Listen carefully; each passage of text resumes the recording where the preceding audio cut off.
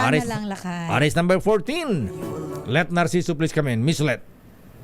Lakay Sister L, binigyang diin ng Malacanang ang kahalagahan ng modernization program ng Armed Forces of the Philippines para makamit ang credible defense posture ng bansa. Kaya naman ayon kay Palace Press Officer Claire Castro, committed si Pangulong Ferdinand Marcos Jr. na gawing moderno ang militar.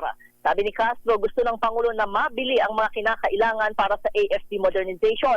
Tugon ito ng palasyo ng matanong kung kumpiyansa ang administrasyon na makakamit ang maaasahang defense posture bago matapos ang termino ni Pangulong Marcos.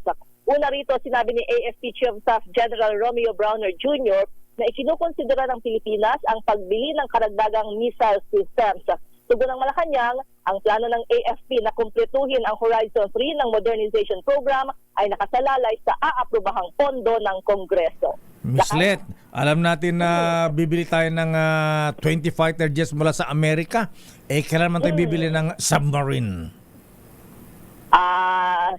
Mukhang hindi pa yan napag-uusapan. Wala pa. Oo. Barko muna bago submarine. Ayan.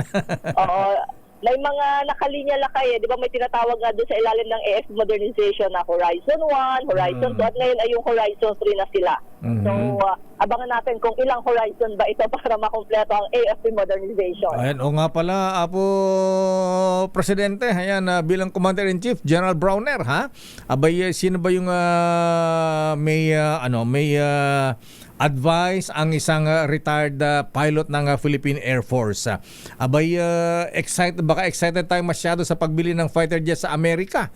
Abay, kailangan daw kumbaga paano yung maintenance? Ayan, paano yung mga training? Ayan, dapat kasama sa package yan, ha? Baka mamaya tama Lakay, hindi yung bilhin lang. Kasi syempre, pagkatapos bilhin, kailangan i-maintain. Baka mamaya bibili tayo ng fighter jet, pag nasira, ala ng pyesa. Ayan, walang magaling na mekaniko. Ayan, yung training ng ating mga pilots. So dapat train bago i-deliver o bilhin yung mga fighter jets.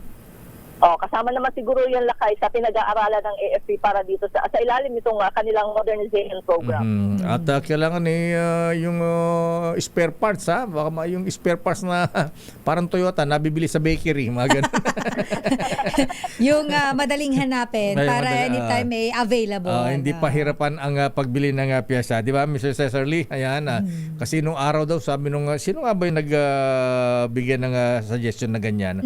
Kasi nung panahon daw nila Sister L, Miss Let, abay pagka doon nasisira yung mga fighter jets dahil walang supply, hindi yata kasama sa package, abay kinakahoy pa nila yung dyan sa Clark Air Base nung araw. Ayan, nakikiusap dun sa class, mga piloto dyan na baka may spare parts kayong ganito. Ayan. So dapat matingnan ang mga yan. Ayan. Sana kasama sa package yan. At sana may kasama missile yan. Kasi doon panahon ni Pinoy, may binili tayong helicopter, attack helicopter. Ang condition ng US, binenta sa atin, alam mo, missile. Anong silbi? Ayan, hindi na pwedeng kabitan. Mga ganun ba? Anyway, bahala na ang armed forces dyan, Miss Let. Tama Lakay. At ano schedule ng Pangulong Marcos ngayong araw ng Martes, Miss Let? Mukhang may meeting sa economic team Lakay, si Presidente, para tugudan o pag-usapan, talakayin yung 17% na itinasa sa US na taripa. Ayan, kumusta ang mga eyebags ng Presidente? Ayan, naka-shades kahapon ha? Marami bang, malaki ba ang mga eyebags niya o talagang nakasilaw dyan sa customs dahil maaraw kahapon? Oo, mukhang gano'n naman talaga yata Lakay. Sabi mo, magpa-Vicky Bello muna. Mukhang mainit Lakay mainit ba?